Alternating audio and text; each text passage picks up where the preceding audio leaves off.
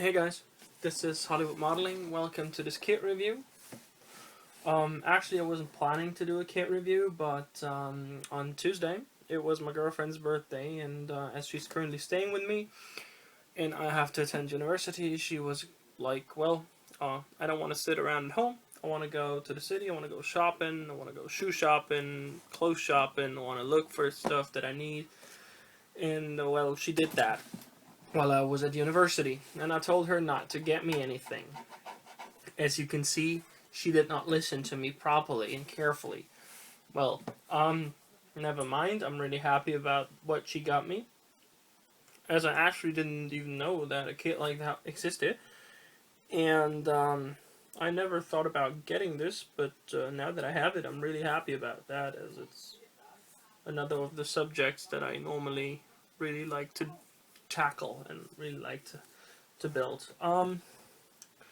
Yeah, so I actually already filmed the review, but the review was so crappy that I decided to film another one and a new one. So without further ado, let me just introduce you guys to the kit. It's this Dragon Panzer 4 Ausf last production from Dragon. It's a smart kit, 1/35 scale from 2011. It includes the mesh side skirts. Those are rather nice. I haven't seen the vehicle with those. Or I know that there's a Yak Panzer 4, a strange looking version that has those, but I have never seen a Panzer 4 with those.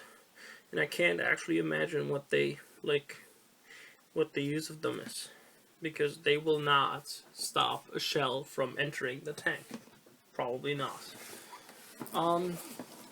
Yeah, typical Dragon box. We have the typical the box art on the sides of the box. We have cat drawings here of the turret with the photo edge and with the add-on armor.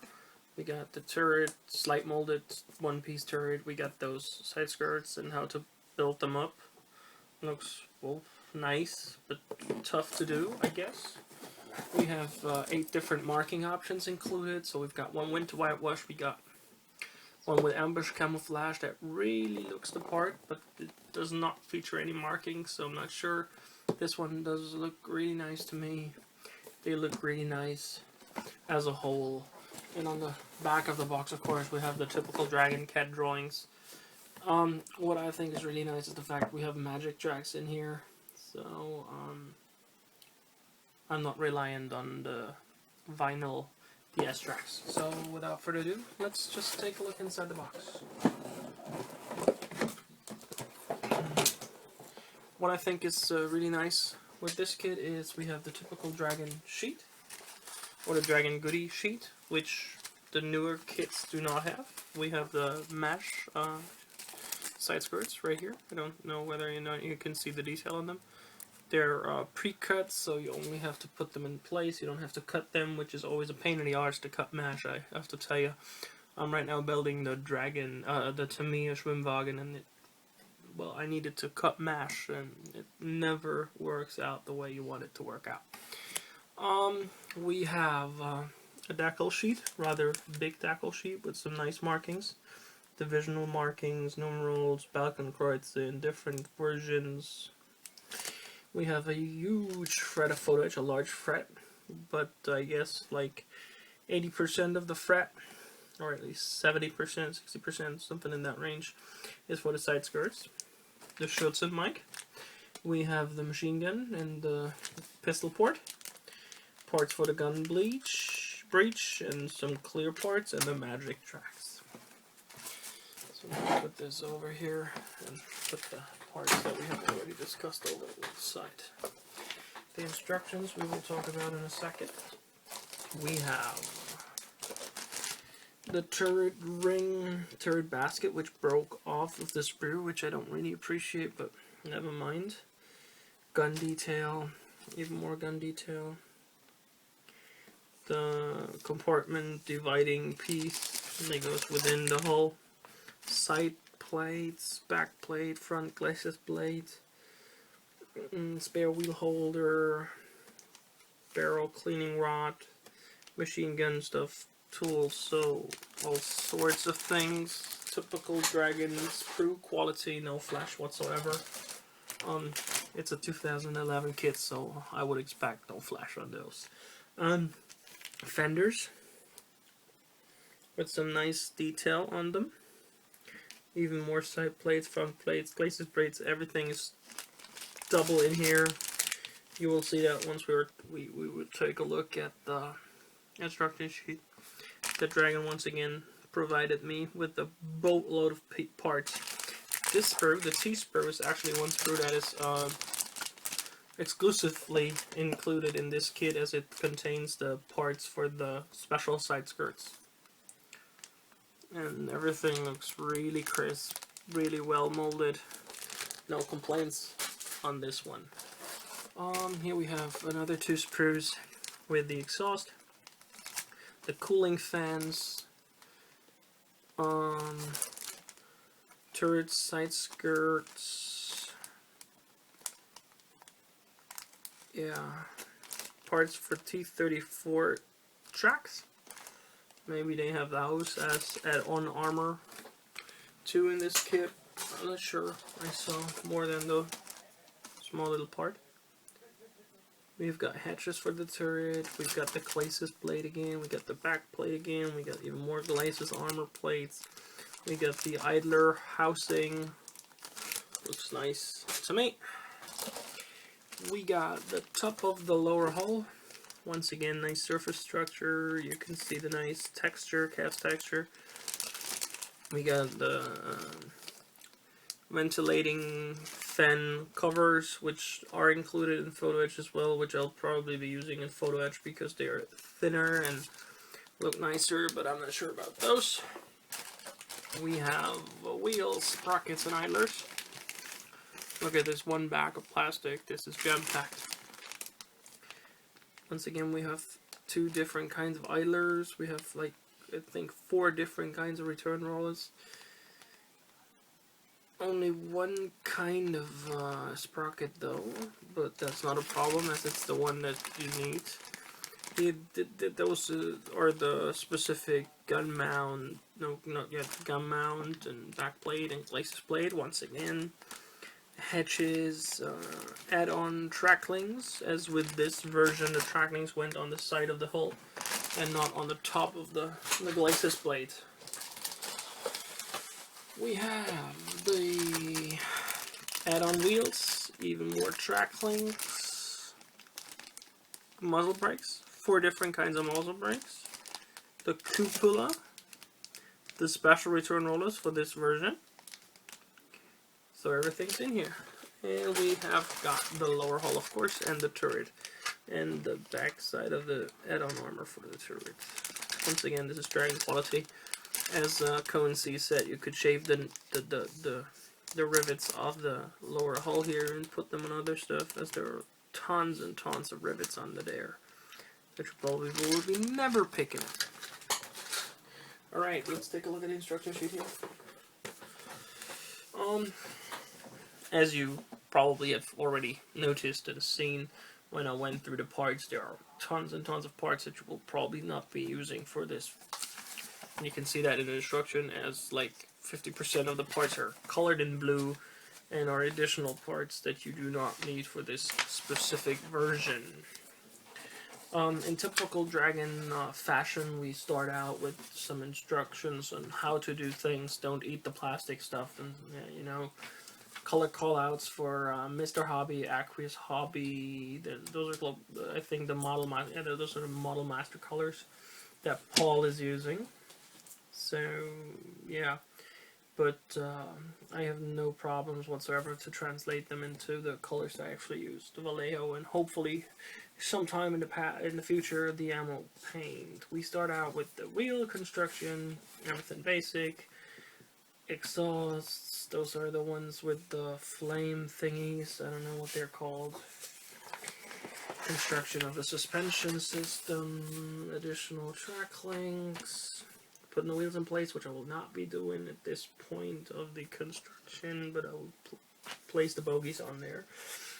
Fenders, nice, those things stay where they are. That's okay. So I don't need to do anything with them. PE.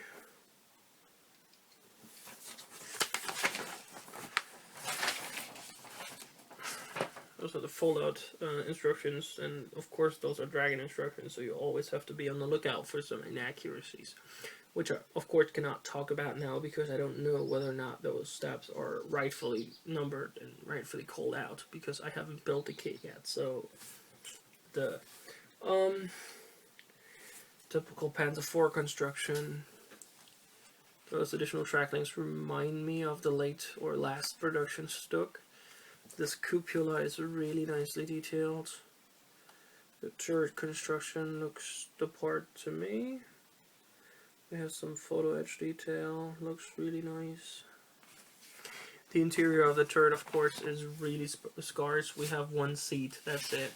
So that's all that there is. So you will probably not be doing the through the hatch, or maybe you can do a through the hatch, but then you have to put figures in there because otherwise that will just look stupid. Turret construction, just basic stuff. Turret bin and add-on armor, that looks nice to me. I'm putting the spare wheels in, so that's just that without the side skirt armor, but I'm going to use those side skirts. They look the part, and I want to see how they look on the model, but of course they will probably be damaged, maybe one missing, maybe holes in them. I don't know yet, but I'll knock them. But you always have to keep in mind this is a last production, so this is 44, 45 at the earliest. So you cannot knock the crap out of this. And this I see the markings; those are all 45. So this will not have seen a lot of war. So this will probably still be in good condition. We have as I said, eight different painting options. We have the 11th Panzer Division, the 5th Panzer Division, 6th Panzer Division, unidentified unit. Even though I think that the winter camouflage looks nice, I will probably not be building this in the winter camouflage. I don't know, it's just not my gusto. We have 11th Panzer Division, and all of them are 45 as well, so there's a kit from or a tank that was used in 1945 exclusively, and this will not be like not have the crap knocked out of it, because this will have seen like it's 4 months of war, so maybe 2 weeks, 3 weeks, 4 weeks max, like 2 months, something around that. So yeah, that's probably all I'll do with this. Don't knock the crap out of that. Just slight weathering. Have it like maybe I'll even try one of those that still has the anti-rust paint on, and maybe depict it as still being in the factory waiting for like maybe the gun to be put on or something like that. That would be something that would be interesting. But I don't know, I really like the camo schemes, and you know, I really like the box art. So let's sum it up here. I really think this is a nice kit. A really nice kit, and I'm really thankful that my girlfriend got me that, and she knows that, hopefully. And yeah, one more reason why I love her, you know, guys, this is just crazy, this woman. You know, I tell her not to get me stuff, and I tell her I'll punish you, although the punishment was probably more like a gift, I don't know. I told her I'll kiss her 100 times really fast if she gets me something, and she, of course, got me something, so that wasn't much of a punishment. And yeah, this will go into the stash, as I'm currently really short on time, and I have the D-Day build on the go, I have the Panther build on the go, I have a lot of kits that I need to finish on the shelf. I think it's 4 or 5 that still need paint. Yeah, 4 primed, 5 primed. So this will go into the stash with all the nice kits, and then I'll have the Curse Group built next on the horizon in July. So I cannot tell you when this will be up for build, but maybe I'll do a build lock. I don't know. Anyway, this is a great kit. If you're looking for a Panzer IV last production, give it a look. This, of course, will not have Simrate, as it's 45, so you don't need aftermarket for this. This kit you can build out of box. It has the the magic tracks, so you can produce the track sack without problem. If you want to build a last production, this is probably the kit to go for. So thank you guys for your attention. Thanks for watching. I hope to see you guys soon. And as always, remember the force will be with you. And always keep your mind open. Keep the eyes open. And look what's happening around you. And don't have other people think for you. This is Hope Modeling. Bye.